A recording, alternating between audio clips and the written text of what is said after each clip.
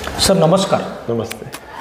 महाराज अभिजन नावाने मी एक YouTube channel चालवतो आहे आणि या चॅनलच्या माध्यमातून महाराष्ट्र आणि राजस्थान यांच्या सांस्कृतिक देवाणघेवाणीबरोबरच अभिजनांचा शोध घेऊन मी त्यांच्यापर्यंत जाऊन त्यांचे जे काही मनोगत आहे ते समाजापर्यंत पोचवायचा प्रयत्न करतो आहे.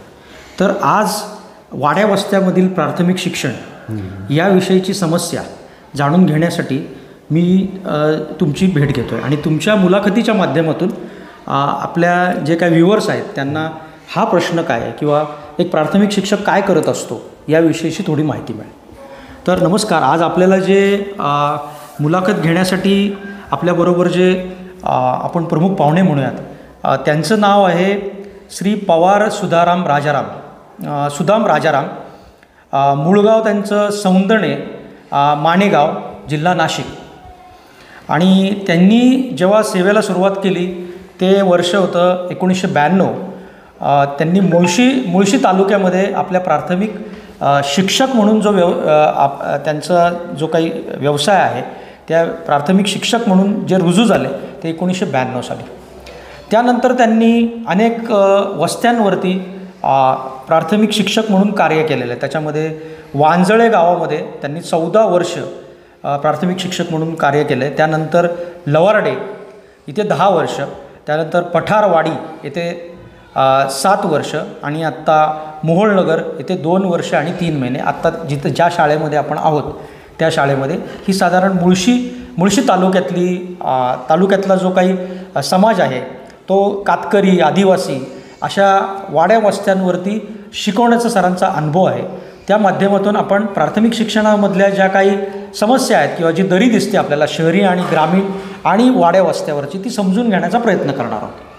तर मी सर तुम्हाला पहिल्यांदा अशी विनंती करेन की प्राथमिक शिक्षणामध्ये नेमके कुठल्या घटकांचा उपयोग असतो आणि आत्ता आपण कुठल्या भागामध्ये शाळा घेत आहे ते नेमकं शाळेचं वैशिष्ट्य सांगा. माझी सेवा जवळजवळ 32 वर्ष सर ग्रामीण भागातच झाली. मुळशी तालुक्यामध्ये आता तुम्ही जे सांगितलं वांजळे असेल, लवारडे असेल, पठारवाडी असेल, आताही मोहोळनगर आहे. ग्रामीण दुर्गम भागामध्ये सेवा झाली आहे.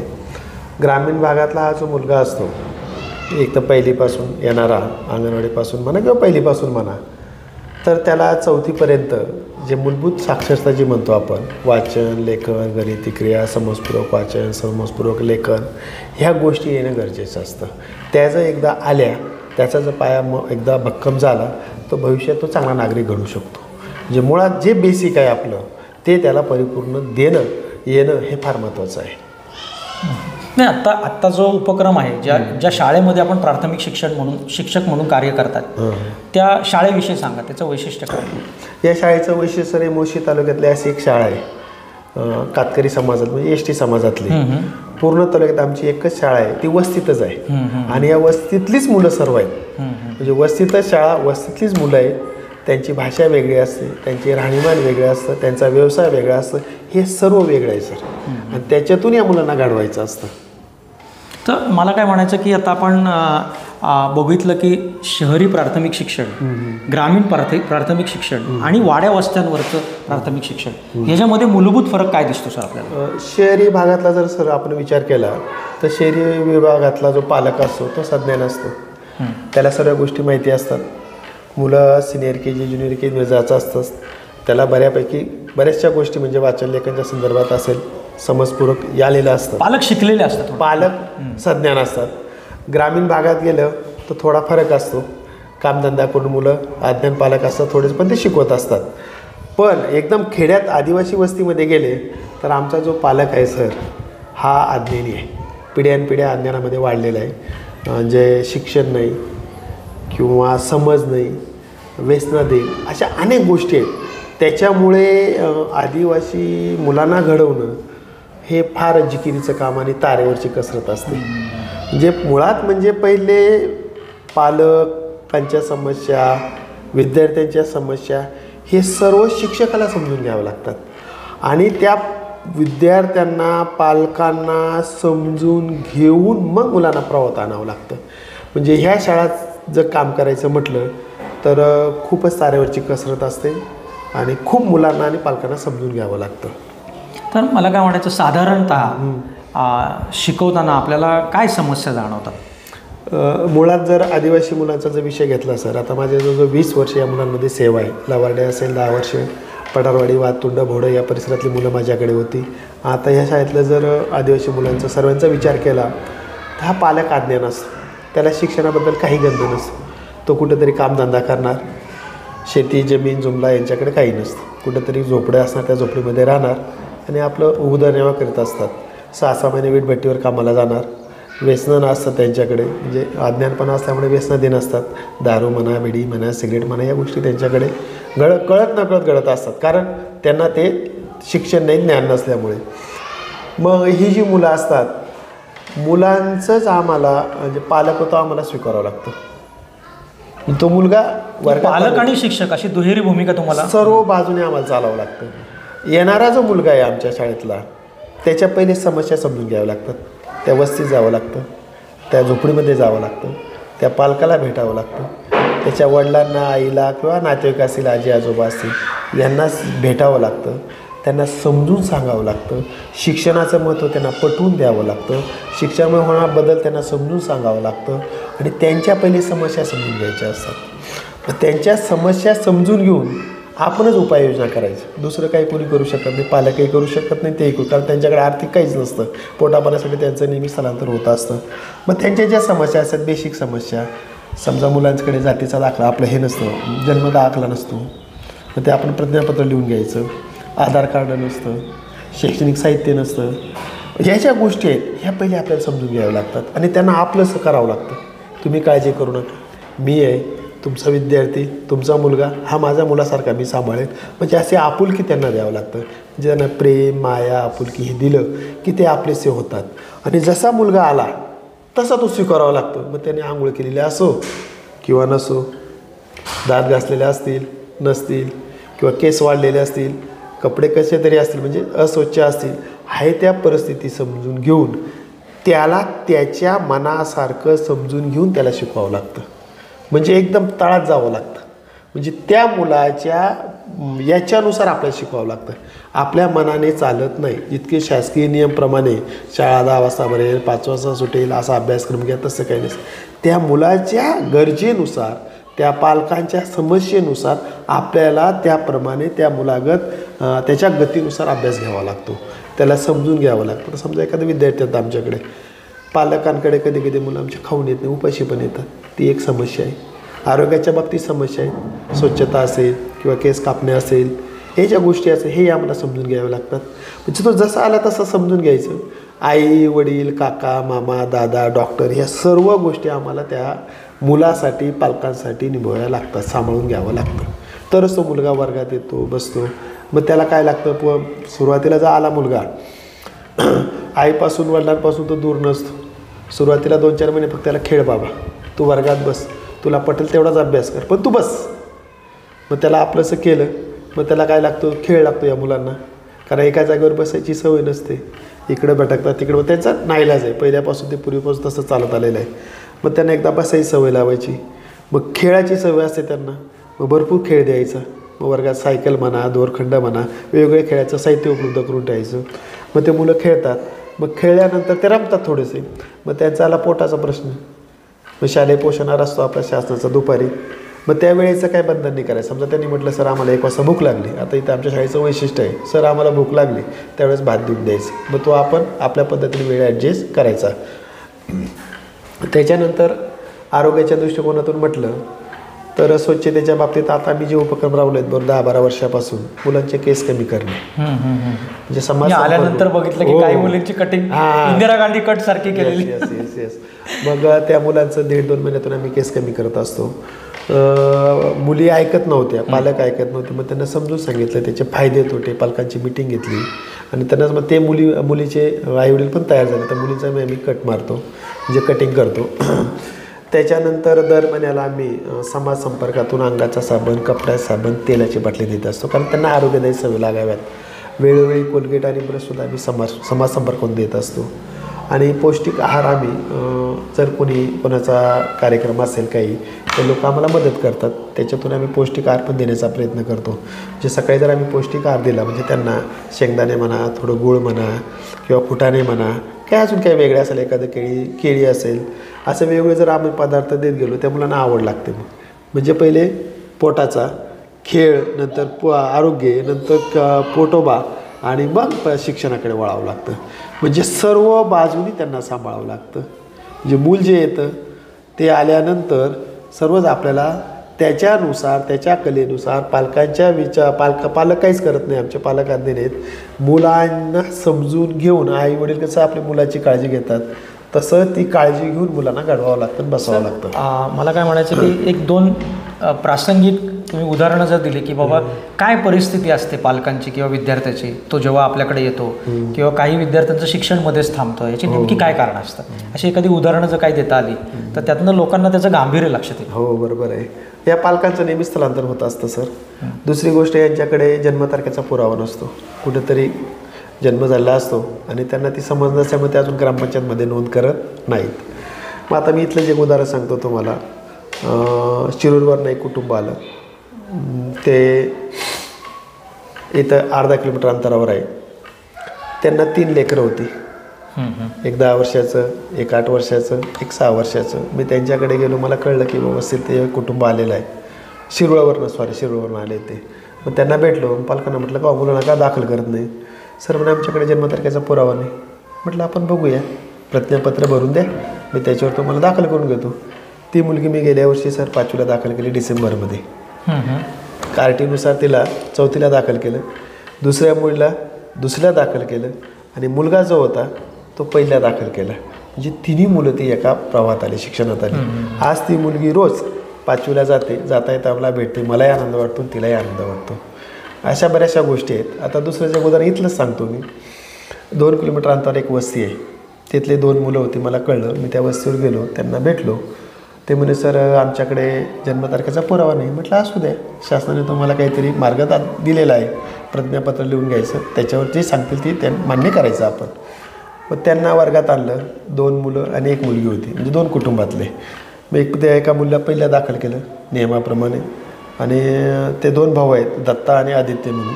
ते एकाला 1लीला दाखल केलं, दत्ताला 2रीला दाखल केलं RTनुसार, कारण तो 7-7.5 वर्षाचा वयानुसार RTनुसार त्यांना दाखल केलं. ती तिन्ही मुलं रोज शाळेत येतात सर. आणि रोज आमचा कॉन्टॅक्ट असतो. जर पाऊस जास्त असेल तर आम्ही फोन करणार, पोरं पाठवू नका, कारण 2 किलोमीटर अंतर आहे. आणि आल्यावर त्यांना पहिले विचारणार आम्ही, तू काही खाल्लं का? नसेल खाल्लं तर आपण त्यांना जो आम्हाला काही समाजासमोर आम्ही तो खाऊ मिळवत असतो तो पहिले त्यांना खायला देत असतो. म्हणजे असे वेगवेगळे उदाहरणं आहेत सर. आता समजा इथलं एकच उदाहरण घ्या, ईश्वरी म्हणून मुलगी आहे आमची, त्यांना 4 बहिणी आहेत त्या. ती 4थीला होती, मी आलो 2 वर्षापूर्वी, तेव्हा तो वर्ग माझ्याकडे आला. मग ती वर्गात यायची आणि दुपारी निघून जायची. मग त्या समस्येवर मी पालकांना भेटलो, विचारलं. त्यांच्या अनेक समस्या असतात. मग ती आई मेंढरं घेऊन जायची. मग ते त्यांच्याकडे लहान बाळ होतं, ते बालक काय काय करत असतात ते पण सांगितलं पाहिजे. मग ती मेंढरं घेऊन जायचे, वडील कामाला जायचे कुठंतरी. मग ती मुलगी त्या लहान बाळाला सांभाळायची. मग एक वेळेस त्यांच्याकडे गेलो, त्यांना समजून सांगितलं. म्हटलं काय करायचं? सर म्हणे आम्ही कामाला गेलो तर आम्हाला खायला भेटणार नाही, ही मुलगी शाळेत आली तर येईला सांभाळणार कोण? मग त्याच्यावर आम्ही असा एक पर्याय काढला, आम्ही आणि आमच्या उपशिक्षिका मॅडमने, की बरं ठीक आहे, तू अर्धा दिवस जरी वर्गात बसली तरी चालेल, पण बाळाला घेऊन बस. म्हणजे शिक्षणात ती पण आली, आईवडिलांचंही काम झालं, आईवडील कामाला जाऊ लागले किंवा ती आई ती कामाला जाऊ लागली, ती पण वर्गात बसू लागली. ती आता गेल्या वर्षी 4थी पास झाली, तिला आम्ही वसतिगृहात पाठवलं सर. तिच्या बहिणीला मग गेल्या वर्षी आम्ही 2रीला दाखल केलं, आता एक बहिणीला 1लीला दाखल केलं. मग त्या दोन्ही बहिणी वर्गात येऊन बसतात. म्हणजे सर्व बाजूने त्यांना सांभाळावं लागतं. साधारण पालकांचे काय व्यवसाय असतात, की साधारण ते काय काय करतात हे तर लोकांना. हा जो समाज आहे सर, हा समाज मासे पकडणे, नदीवर जाऊन खेकडे पकडणे, ते विकणे, नंतर रानमेवा, आपला रानमेवा विकतात. समजा जंगलमध्ये जंगलातलं मग तुम्ही समजा करवंद असतील, फणस असतील, आंबे असतील, ते विकतात. जांभूळ आलं. त्याच्यानंतर मग ही लोक दिवाळीच्या नंतर 5-6 महिने येतात जूनमध्ये आणि परत स्थलांतर होतं या लोकांचं. ते वीटभट्टीवर जातात 6-6 महिने.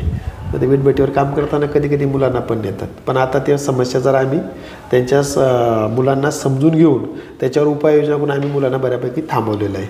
मग वीटभट्टीवर जातात, काही लोक ऊस तोडायला जातात. अशा वेगवेगळ्या प्रकारच्या त्यांच्या समस्या असतात. कोणी कर्नाटकमध्ये जातं, कोणी महाराष्ट्रात म्हणजे जिथं कोळसा पाडतात तिथेही जातात, मुलांनाही घेऊन जातात. पण आता बऱ्यापैकी बदल झालेला आहे. तर आता आपण आपल्या उपक्रमांकडे येऊयात की मुलं मुख्य प्रवाहामध्ये आल्यानंतर, शाळेमध्ये जॉईन झाल्यानंतर क्रीडाविषयक किंवा इतर जे उपक्रम आहेत की ज्याच्यातून त्यांचं मूल्यवर्धन व्हावं आणि ते तंदुरुस्त व्हावे, त्यांचं व्यक्तिमत्व विकसन व्हावं, यासाठी कुठले उपक्रम आपण राबवता?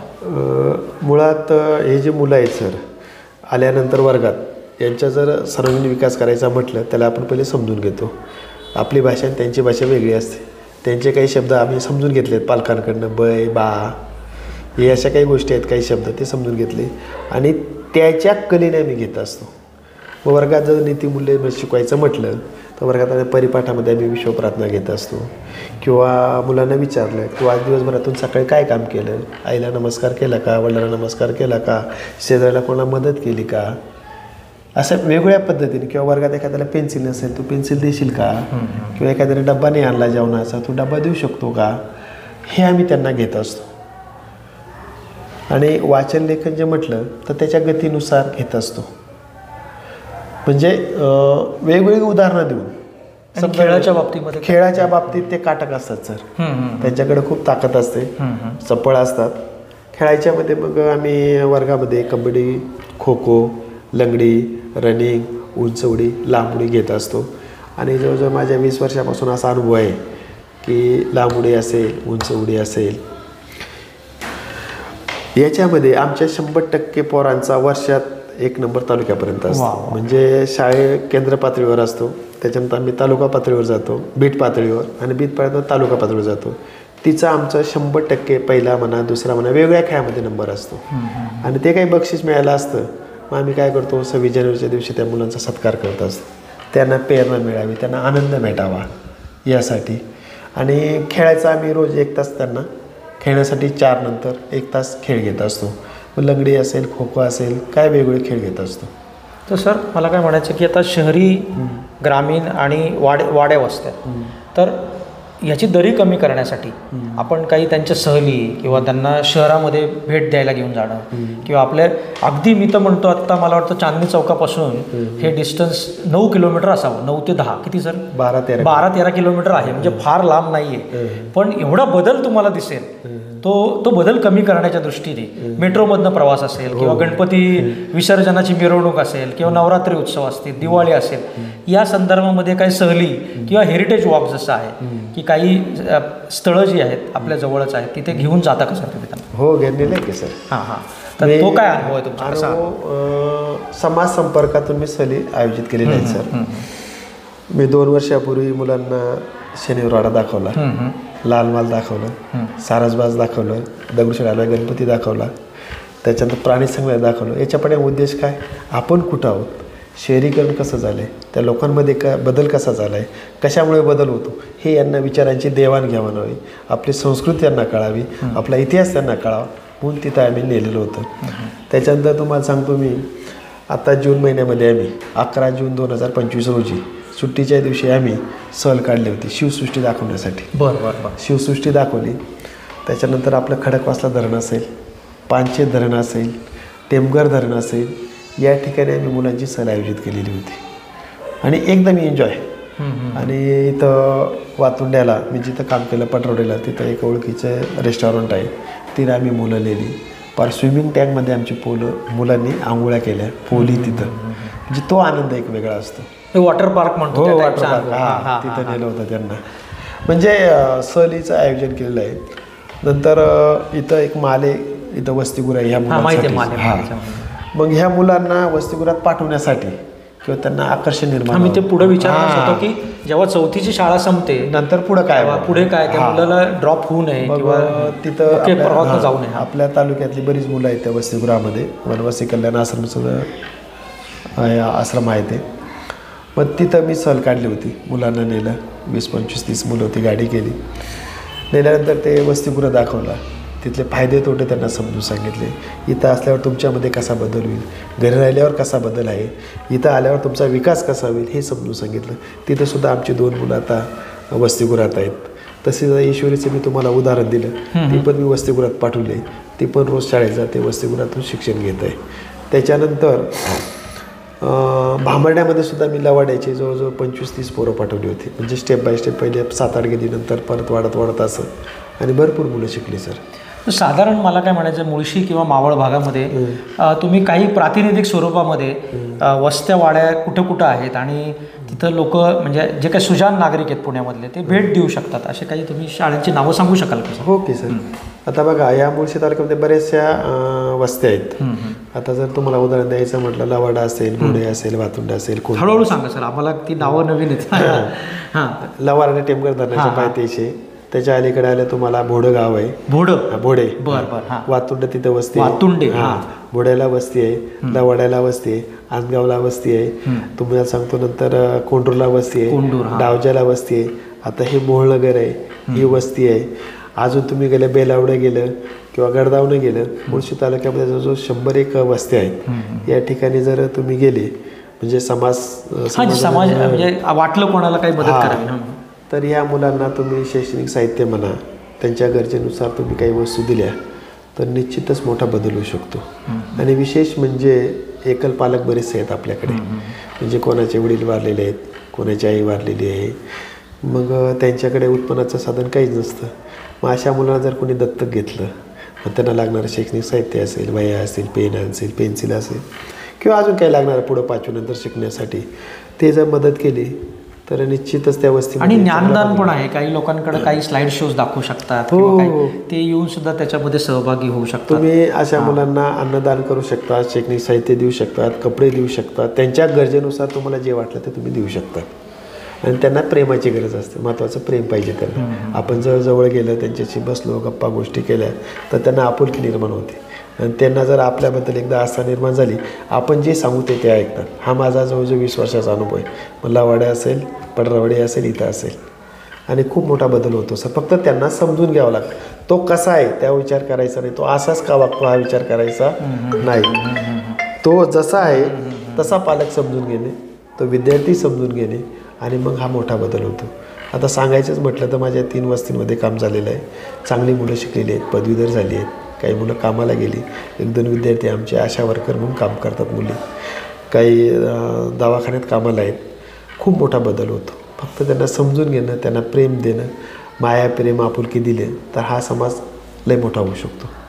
तर आपण एक शेवटच्या प्रश्नाकडे जाऊयात की आता एवढ्या वर्षाचा जो काही आपला अनुभव आहे वाड्यावर वस्त्यांवरचा, तर तुम्ही प्राथमिक शिक्षक जो असतो त्याच्याकडे समाजाने एक रिस्पेक्टच्या नजरेने किंवा आदराच्या नजरेने बघितलं पाहिजे असं मला नेहमी वाटतं. कारण तो नेहमीच अननोन राहिलेला आहे. म्हणजे उच्च माध्यमिक किंवा प्रोफेसर जो आहे त्याला ज्या पद्धतीने समाजामध्ये मान मिळतो तसा प्राथमिक शिक्षक नेहमी ज्याला म्हणतात आपण त्याच्यापासून वंचित राहिला आहे.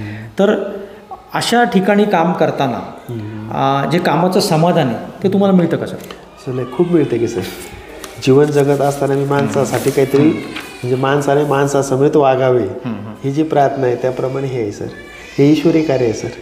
तुम्ही जेवढं त्यांना समजून घ्याल तेवढा त्यांच्यात बदल होतो. आणि आनंद खूप आहे सर याच्यात की मी एक शिक्षक बुवा. मी तर माझं भाग्य म्हणतो की 20 वर्ष मी या मुलांमध्ये काम करतो. मला यांच्या प्रत्येक गोष्टी माहिती आहेत आणि त्याच्यासाठी काय केलं पाहिजे हेही मला माहिती आहे. कारण जीवनाचं समाधान इथंच आहे. आपण स्वतः जगता जगता दुसऱ्यासाठी काहीतरी केलं पाहिजे. आणि ईश्वराने मला एक संधी दिली सर. मी सर्व या मुलांचं पालकत्व स्वीकारलं. ही शाळासुद्धा मी स्वतःहून घेतलेली आहे. हां, ही शाळा जेव्हा तुम्ही आला बरं का आणि आत्ता तर ते एक स्वरूप विचारायचं आपलं राहून गेलं. ते पण तुम्ही 1-2 मिनिटांमध्ये जर सांगितलं की काय स्वरूप होतं नेमकं चालू करताना. नाही, इथं भौतिक सुविधांची कमी होती ती आम्ही समाज संपर्कातून पूर्ण केली. आणि मुलांसाठी लागणारं शैक्षणिक साहित्य आम्ही बऱ्यापैकी मिळवून घेतो आणि मिळत असतं. आमचा पट पण वाढला, भौतिक सुविधाही झाल्या आणि गुणवत्ता पण वाढत आहे आता. तर आज आपल्याला जे प्राथमिक शिक्षक पवार सर यांनी त्यांच्या अनुभवातून जे काही मार्गदर्शन केलं किंवा ते आपल्याला प्राथमिक शिक्षणाविषयी माहिती दिली, तर पुण्यापासून घोटवडे फाट्यापासून अगदी 3 किलोमीटर अंतरावरती मोहोळनगर या ठिकाणी त्यांची वस्तीमध्ये प्राथमिक शाळा आहे. साधारण आत्ता 30 पट आहे. तो 30 पटसुद्धा सुरुवातीला गोळा करताना अनेक समस्यातून त्यांना जावं लागलं. पण आज शैक्षणिक साहित्य आणि उपक्रमांपासून ते ज्ञानदानापर्यंत प्रत्यक्ष ज्ञानदान व्हावं विद्यार्थ्यांमध्ये इथपर्यंत त्यांचा प्रवास झालेला आहे. अतिशय चांगलं कार्य ते गेले अनेक वर्ष करत आहेत. तर एक प्रतिनिधी म्हणून, प्राथमिक शिक्षकांचा प्रतिनिधी म्हणून आज त्यांची मुलाखत घेतलेली आहे की जेणेकरून शहरी प्राथमिक शिक्षक, ग्रामीण भागातील प्राथमिक शिक्षक आणि वाड्या वस्त्यावरील प्राथमिक शिक्षक याच्यामधली जी काही तफावत आहे ती आपल्याला कळावी आणि भारत देश आणि इंडिया याच्यामधला जो फरक आहे, याच्यामधली जी दरी आहे ती कमी करण्यासाठी नेमकं काय केलं पाहिजे हे आपल्याला या माध्यमातून नक्कीच समजू शकतं. मी पुण्यामधील आणि एकंदरीत आपलं चॅनल बघणाऱ्या सर्व सुजाण नागरिकांना अशी विनंती करेल की त्यांनी ज्या ज्या वस्त्यांचं, वाड्यांचं नाव घेतलं आहे तिथं तुम्ही कधीतरी एक कुतूहल म्हणून गेलं पाहिजे आणि तिथं प्रत्यक्ष तुम्ही काम पाहिल्यानंतर त्यांना जी काही मदत आहे ती नुसती वस्तुस्वरूपात न होता ज्ञानदानाच्या स्वरूपामध्ये सुद्धा व्हावी अशी मी सर्वांना विनंती करतो. आणि सर, वेळात वेळ काढून आज म्हणजे पुण्याबाहेर माझी पहिली मुलाखत आहे आणि ती पण प्रत्यक्ष त्या शाळेमध्ये, तर आपण वेळात वेळ काढून जी काही मुलाखत आज दिली त्याबद्दल तुमचं मनोमन आभार मानतो सर. धन्यवाद सर.